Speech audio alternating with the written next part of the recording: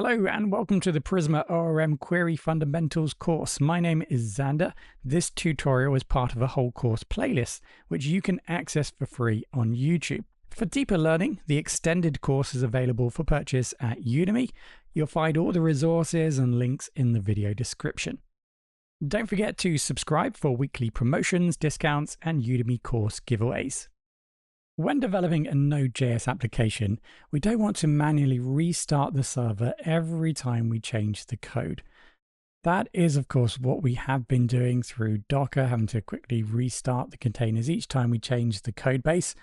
So this is where NodeMon comes in. It automatically restarts the application whenever a file changes or a file change is detected. Okay, so we are going to make some new installations. So we are going to need to just restart our Docker environment. So let's delete those containers. I swear it's getting longer and longer to delete those. Let's delete the images and the volumes, importantly. Okay, so we start fresh, and now we're going to need to install NodeMon. So let's go into a Docker file. Let's add it to our npm install string at the end here. We've done that. Let's make sure that the packages have been deleted. So that's deleted, and I think we're ready now to build our images. So before we do that, in actual fact, let's make the change. In actual fact, we can't just yet make that change, so let's not do that. So let's go ahead and let's now go ahead and build our images and start the containers. And then we're going to make a few changes, this time to the package file. At the end here, we're going to specify that we want to start our node monitor whenever we run our dev environment. Okay, we specify the entry file, our index.js file. And then we can make a slight change in our Docker compose file.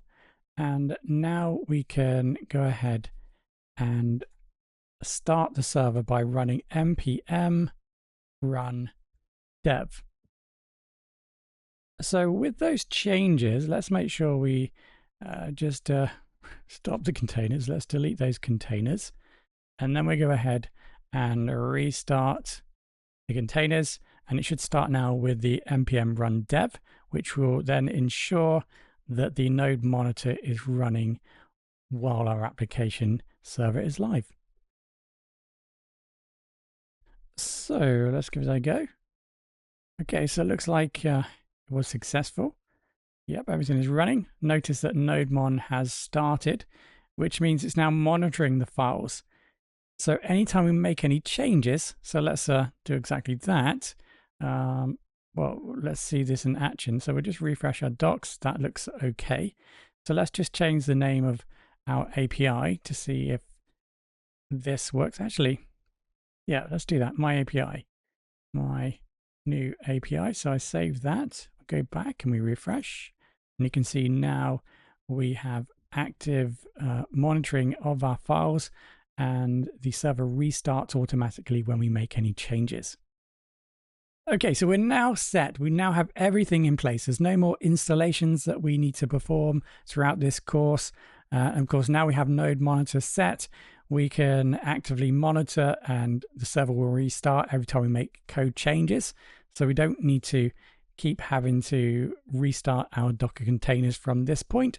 And we're now set to move deeper into the course, learning more about database interactions.